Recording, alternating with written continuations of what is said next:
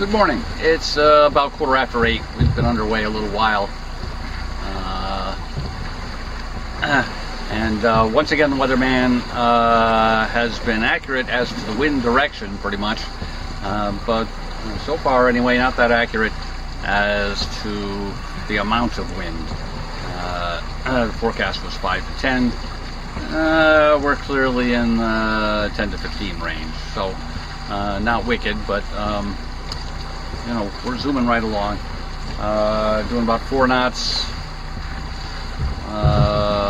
through the water and better than 5 over the ground. There's more current out here along the south shore of Cape Cod than I really anticipated. I guess I didn't check. So I'm pretty sure if this keeps up that we will not go to Hyannis today, that we'll go out to the Chatham area, the elbow of Cape Cod, Stage Harbor. It's better than 20 miles, but that shouldn't be a problem. So that's the plan. We'll try to find an opportunity to bring out the chart eventually.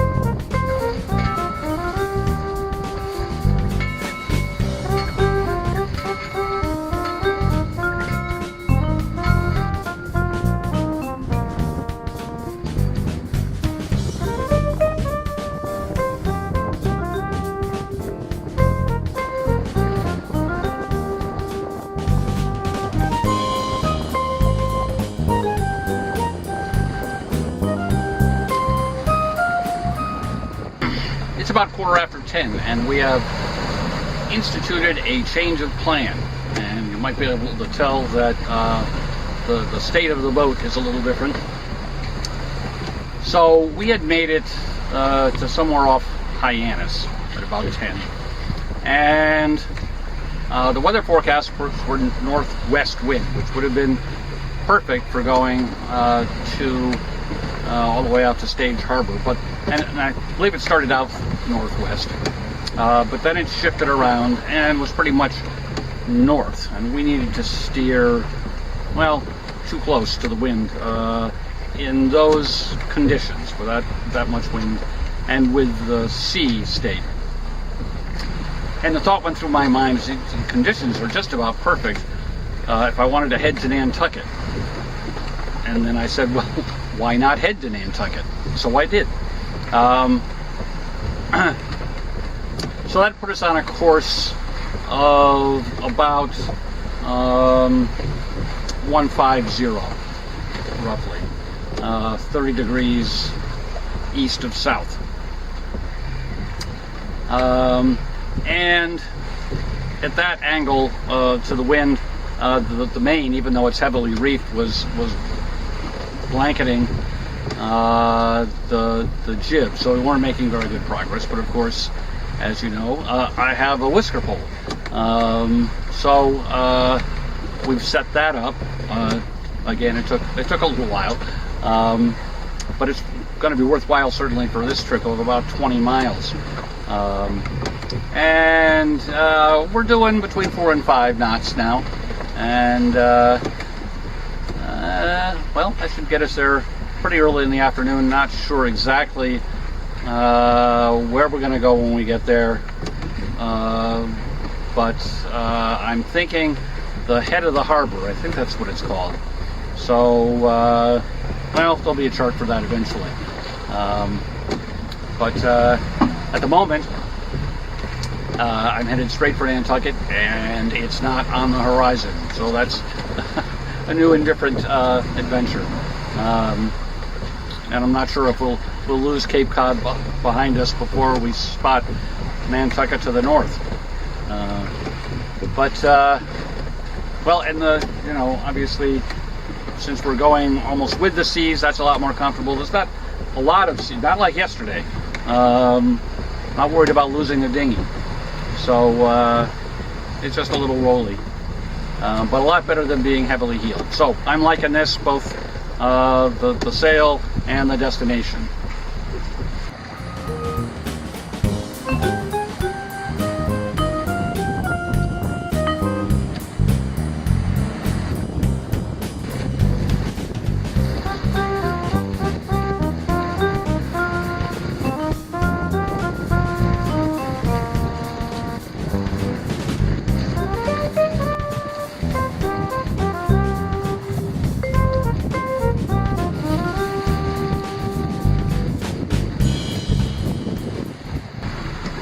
Well, here on Silver Heels, we report on the failures as well as the successes.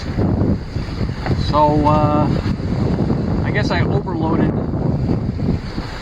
my whisker. The pole itself is fine, but the bottom few feet of the track attached to the front edge of the mast has become detached. So now I've had to transfer the Genoa to the windward side, I'm sorry, the leeward side, and it's doing a lot of flopping. So we'll have to figure out what to do about this mess. So it only took a couple of minutes to de-rig the whisker pole. So no major disasters, really. We're just back to the standard sail configuration that the boat came from General Boats with. Downwind, the Genoa gets blanketed by the mainsail. So unfortunately, we've lost about a knot of speed, so we're going to be a little later to our destination than we would have been otherwise. So I'm pretty sure that the track is going to be unusable for the rest of the trip and maybe the rest of the season. I'll have to take a closer look at it and think about it some. And I'm not going to get up on deck. Water vessel Northland. Okay, radio chatter is over.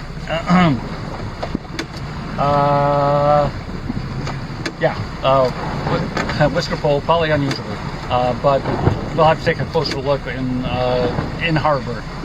We're not going to get out of the deck. Underway. All right, the adventure continues. It's about 20 after 12, and I can definitely see some land ahead of us. So Nantucket really is there, which is a good thing, because I'm not the only one going in that direction. But it's getting a little rollier out here. Still not quite what it was yesterday, but hopefully this is the extent of that. Okay, whoa. Our ETA is sometime between 2 and 3 at the entrance buoy. So more to report when we get there.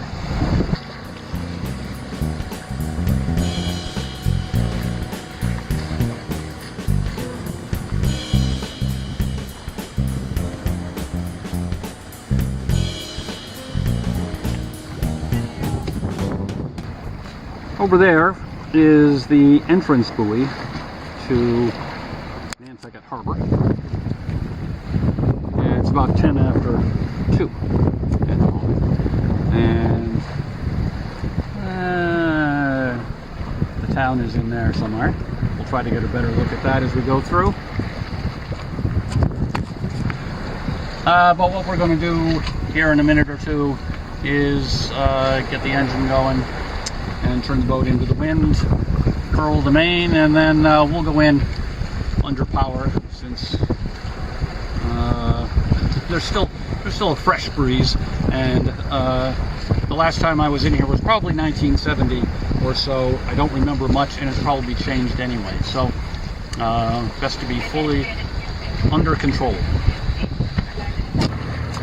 So I'm just entering the actual harbor in Nantucket. There goes a barge. Here comes a ferry. That's, a couple of big boats went by me coming in. Not coming in here under sail is definitely a good idea. Looks very crowded in here.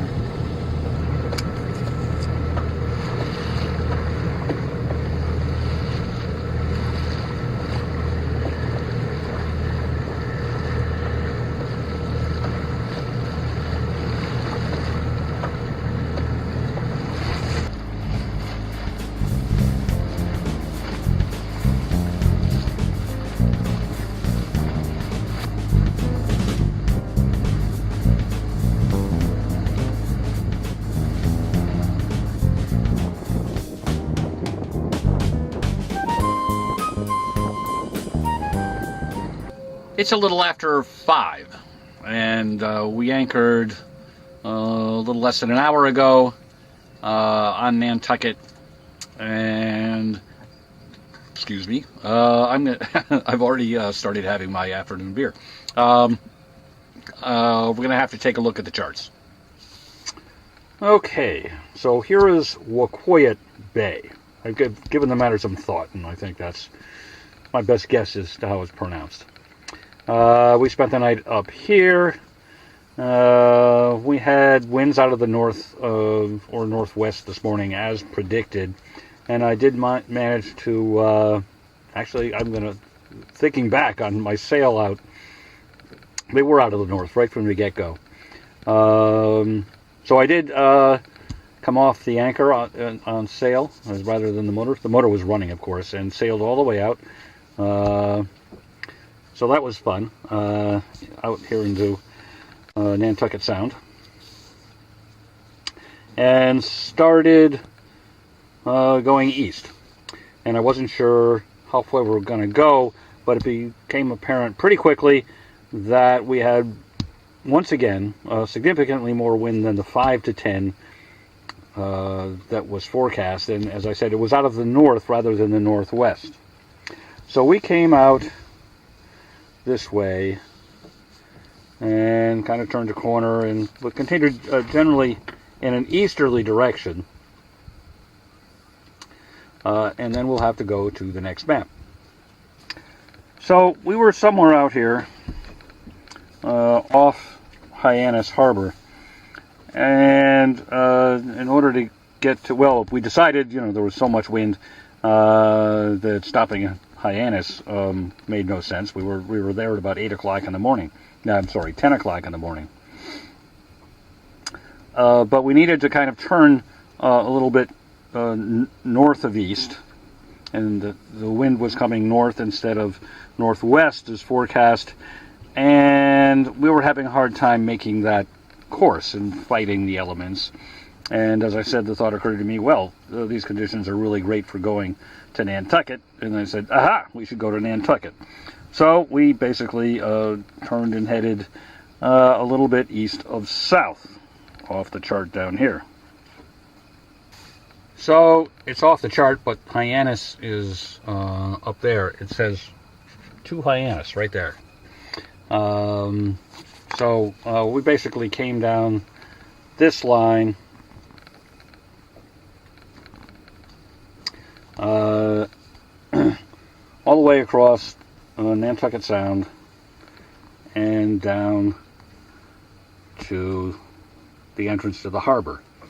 And that crossing was about 20 miles, and we did it in a little more than 4 hours.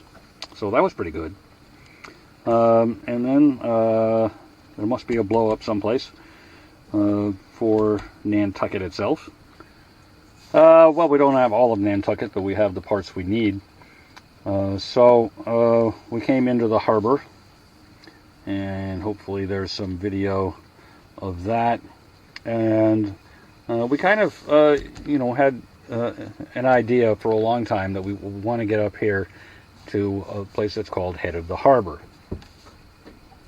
So we did that. We got to the entrance buoy at a little after 2, as I recall, and we came in and had to make a kind of circuitous path all the way up to here, and about 2 hours later managed to drop the anchor. So it took a while to get here, and it'll take us a while to get out. But it is very nice. It's not as isolated as I thought, based on some remarks an active captain. This southern shore here is fully developed with cottages and houses and whatnot. But this area up here in the northern end is totally undeveloped and very nice.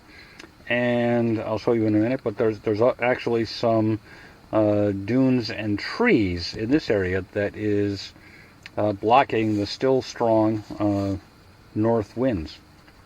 So that's very nice.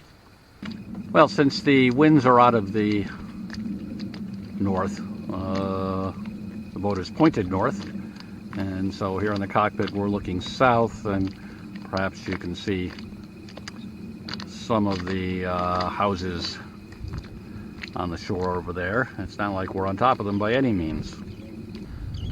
So then looking east, we have some undeveloped shoreline, and then to the north we have those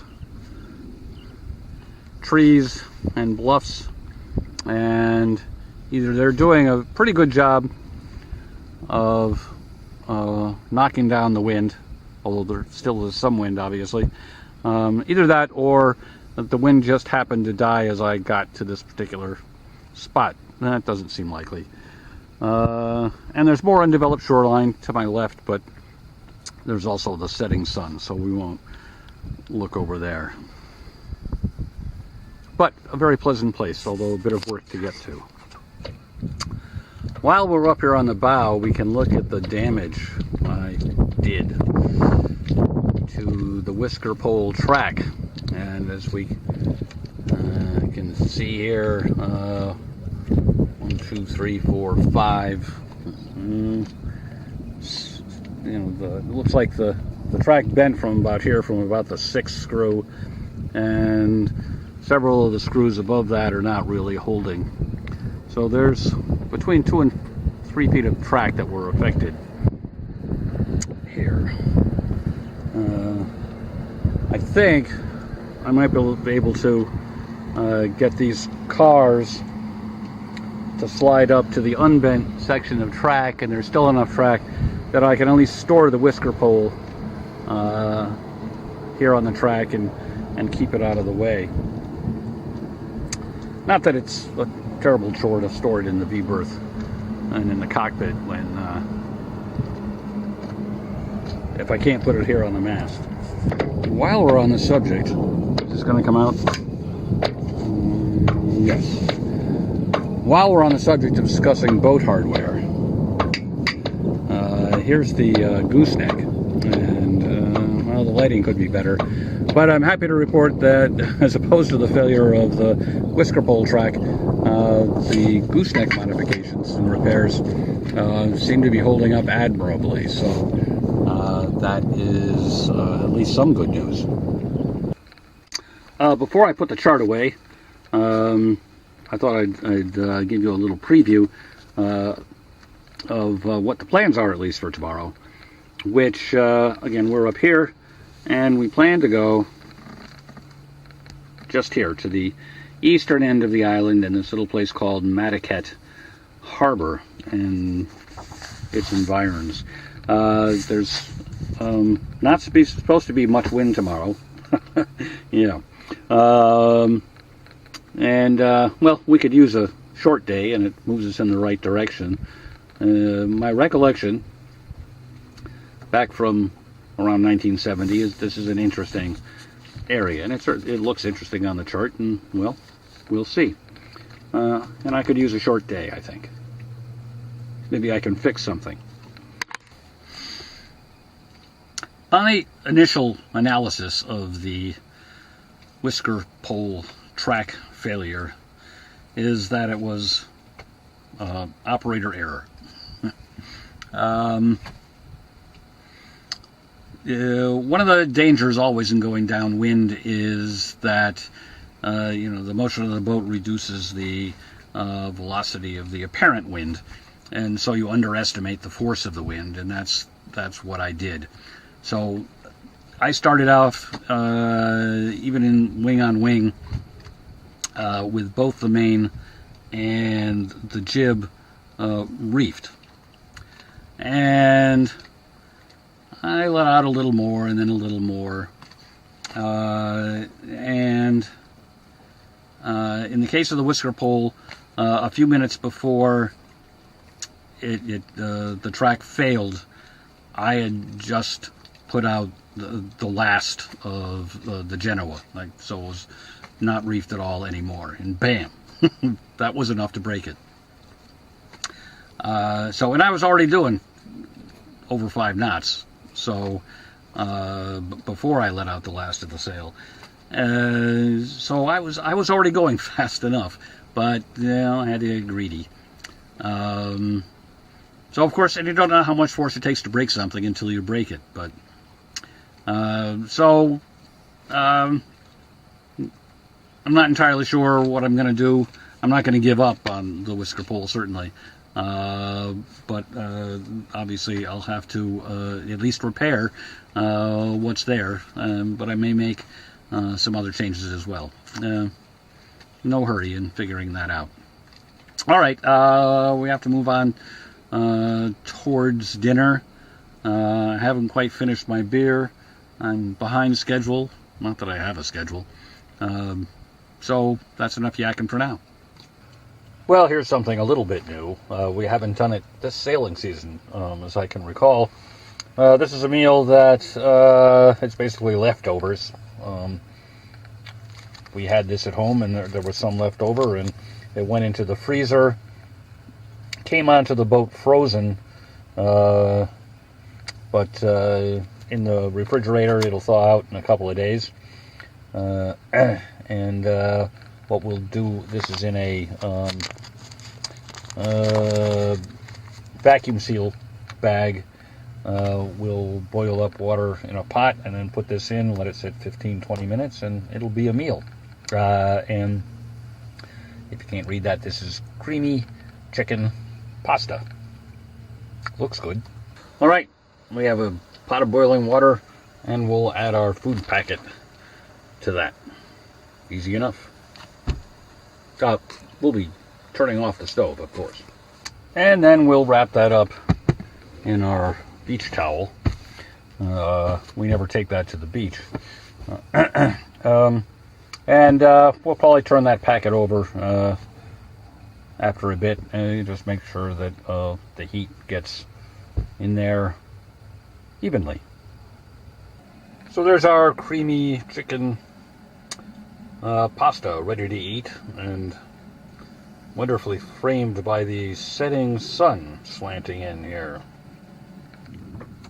So we've gone from having robust wind all day to having pretty much none whatsoever. I guess there must be just a little from the east, because we're pretty consistently pointing east with the stern pointing west into that setting sun. That's one thing about the weather, it just changes.